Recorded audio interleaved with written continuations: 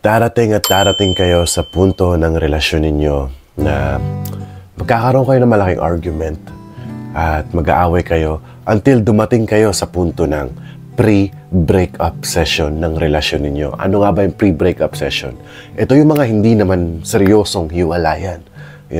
Naghihiwalay lang dahil may nagawang mali yung isang lalaki. So, nakikipaghiwalay na ini-initiate, nabubulol tayo, initiate ng isang babae, nabulol tayo sa part na yun, na ini-initiate ng babae, just to have that guy to explain his side, para, magpapalambing lang yung babae.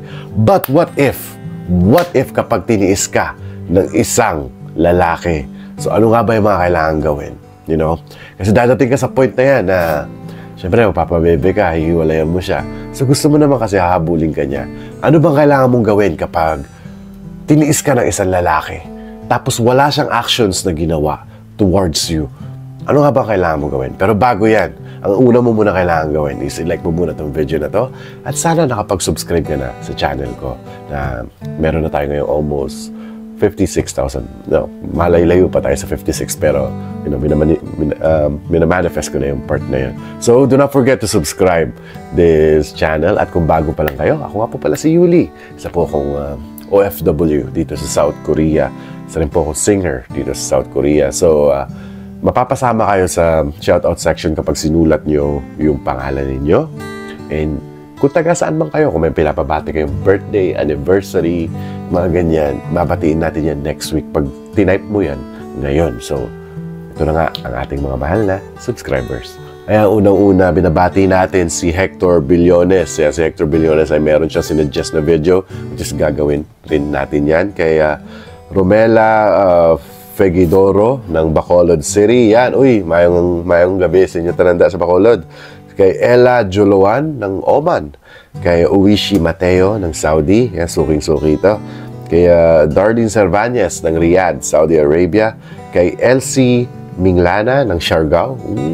Daming afam dyan sa Siargao, Yan. Kay Raquel Hilay ng Riyadh. Kay Angel na walang langit ng Malaysia. Ang astig ng pangalan. Kay Angel na walang langit. Shoutout po sa inyo lahat. At kamusta po kayo dyan? At mag-ingat po kayo palagi at ingatan nyo yung mga sarili. Yan, unahin yung sarili nyo muna. Katawan ang number 1. Kaya, kumain ng gulay para humaba ang buhay. Let's go to our video. Gawin mo to kapag tinitiis ka ng isang lalaki. Number 1 is do not beg for his attention.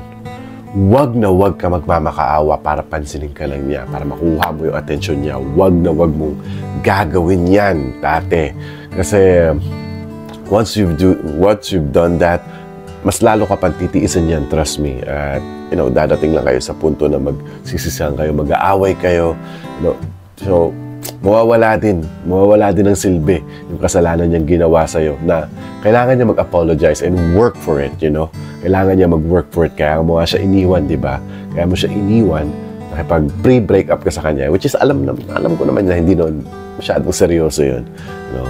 But if he does that stuff, tapos wala siyang imik, tiniis ka niya, don't do some begging stuff. Wag na wag ka magmamakaawa just to get his attention. That's the number 1 mistakes that most girls do, na kapag akala nila napaso na sila sa sarili nilang apoy, tapos yun, sila na yung mag-i-initiate ng contact sa isang lalaki.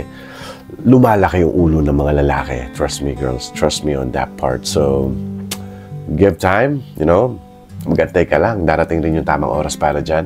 And, wait for him to please you. Siya dapat siya mag-please sa'yo. Especially kapag siya may ginawang kasalanan sa'yo, okay?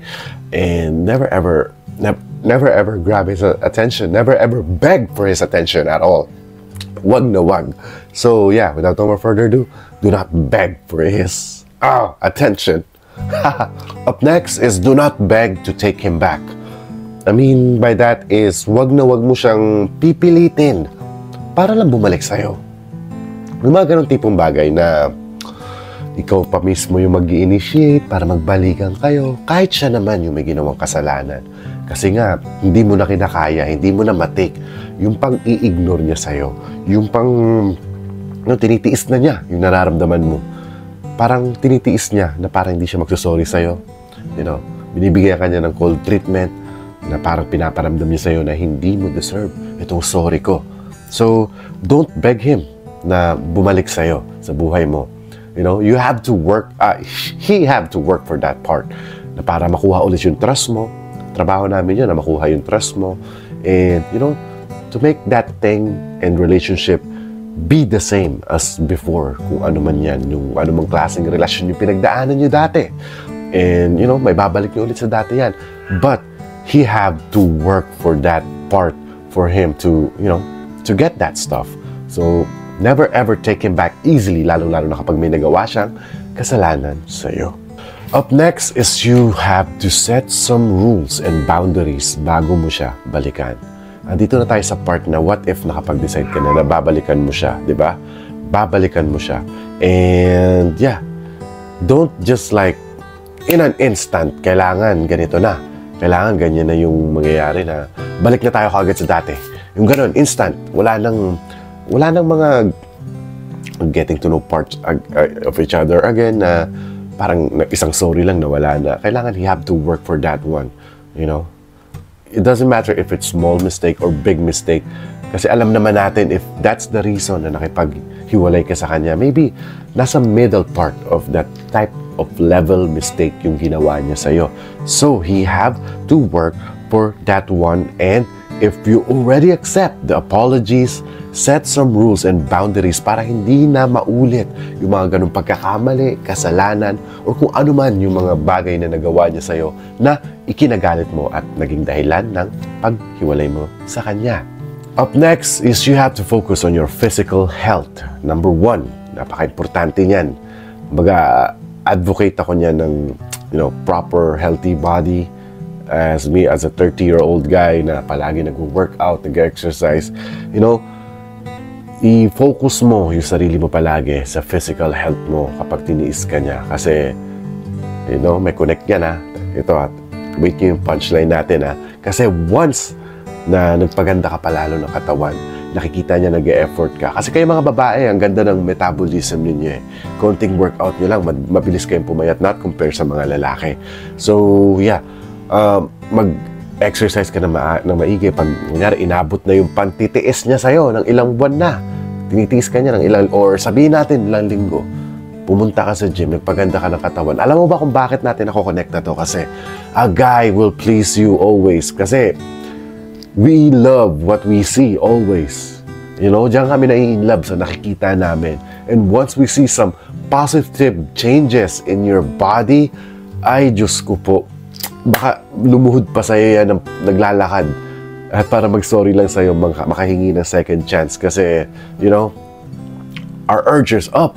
Tumataas yung urge namin kapag, lalo-lalo na pag may nakita kaming napakalaking improvement, especially on your physical side. So, do not always forget your physical side. It will benefit your body, your health. Hahaba pa yung edad mo at hahabulin ka pa ng lalaking nantitiis sa'yo. Last but not the least is you better show him that you don't need him at all.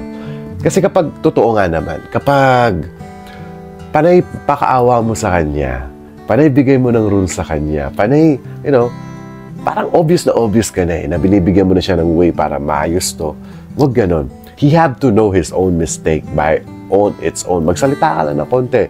I-point out mo lang yung pinaka-main mistake na nagawa niya, and then, it's his job to work for it sa'yo. Kung paano siya mag-apologize of how he's going to make up on it. Kung paano niya ayusin yung sinira niyang, kunyari, lamesa o metaphor. Yeah. He have to work for that one and he have to find a way. So, pakita mo na hindi mo siya kailangan. And what I said on that, so number 4 nga, physical health, focus on your mindset, your goals, kung ano man yung mga hobbies mo, show him that you have a life. Pakita mo na meron kang life pa na after sa kanya, na hindi lang siya yung huwag mo siyang gawing buhay. It also goes to the guys, also sa mga lalaki at sa babae, applicable tong advice na to na, you better have a life You better have your own life. Kailangan may pinagkakabisihan ka, hindi lang siya. Kasi once kasi na-focus mo na yung ano na, yung pag siya na yung nag-iisang focus mo, magiging confident na yung lalaking yan at he will think na, ako na yung mundo ng babaeng to, hindi na ako iwan niya kahit anong gagawin ko. So, show him that you don't need him and you will do better and he will treat you right for sure. Itatatruhin ka niya ng tama, bibigay niya sa yung mundo at ibigay niyo lang sa akin yung like at subscribe na gusto ko. So yeah, nagbaburst tayo ngayon. Yeah, do not forget to subscribe to this channel at pataasin pa natin yung algorithm natin sa YouTube channel ko para dumami pa lalo yung mga family natin sa Yuli Leonor universe natin dito sa YouTube. So, and also do not forget to follow my Instagram. Maraming salamat nga po pala sa 1,000 followers. I really appreciate that one.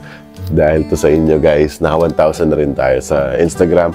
Now, follow my Instagram to see the personal stuff that happening to me dito sa South Korea as an OFW. And yeah, kung bibisita man kayo sa South Korea minsan, i-PM nyo lang ako sa IG kung may mga, may mga gusto kayong puntahan. Baka naman may pasalubong kayo, di ba? Kung saan bansa man kayo galing, di ba? Tumatanggap din naman ako. So maraming salamat po sa pakikinig. Sana po meron po kayo natutunan. Ako nga po pala si Yuli Leonor at lagi niyong tatandaan, mahal na mahal ko kayo. Forever. Bye-bye.